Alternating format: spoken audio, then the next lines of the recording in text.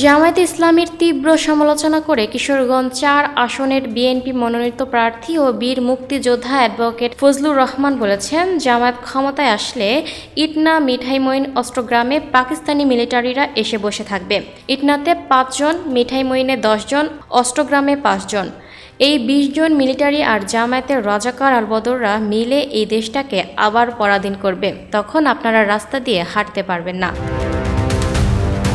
মঙ্গলবার সন্ধ্যায় মিঠাইমইনের ঢাকি ইউনিয়ন বিএনপি আয়োজিত এক নির্বাচনী জনসভায় প্রধান অতিথির বক্তব্যে এসব কথা বলেন তিনি। ফজলুর রহমান বলেন, জামায়াত যদি কোনো কারণে দেশে ক্ষমতায় আসে তবে এই দেশটা পাকিস্তান হবে। তারা আবার ১৯৭১ সালের মতো পরিস্থিতি তৈরি করবে, দেশটাকে পরাধীন বানাবে।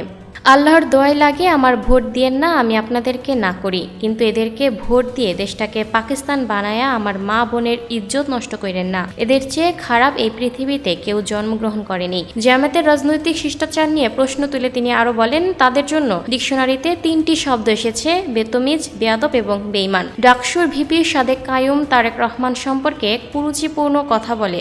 ও তো তারেক রহমানের সন্তানের সমান, এদের সঙ্গে ইলেকশন করতে হচ্ছে আমাকে।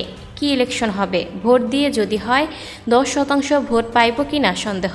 কয় শতাংশ ভোট পাইব, কে তাদের কর্মী, কে দিবে তাদের ভোট। ফজলুর রহমান বলেন, প্রথমে কতগুলো ভদ্র মহিলারে সারছে বোরকা পরিয়ে, কানের মধ্যে দুল, গলার মধ্যে চেইন, হাতে কিছু বিস্কুট, কিছু চকলেট বাচ্চাদের দিছে। আর মায়েদের গিয়ে বলছে, ভোট যদি দেন তাহলে বেহেস্তের একটা টিকিট পাইবেন। পরে যখন সবাই কইছে, কিরে বেটা, বেহেস্তের টিকিট তুই দেয়ার কেড়ে? বেহেস্তের টিকিট দেওয়ার মালিক আল্লাহ। সবাই ফজলুর রহমান ভোটারদের উদ্দেশ্যে আহ্বান জানিয়ে বলেন, স্বাধীনতা ও সার্বভৌমত্ব রক্ষার স্বার্থে বিভ্রান্ত না হয়ে সঠিক সিদ্ধান্ত নিতে হবে। Lucky Akter, people voice television, Dhaka.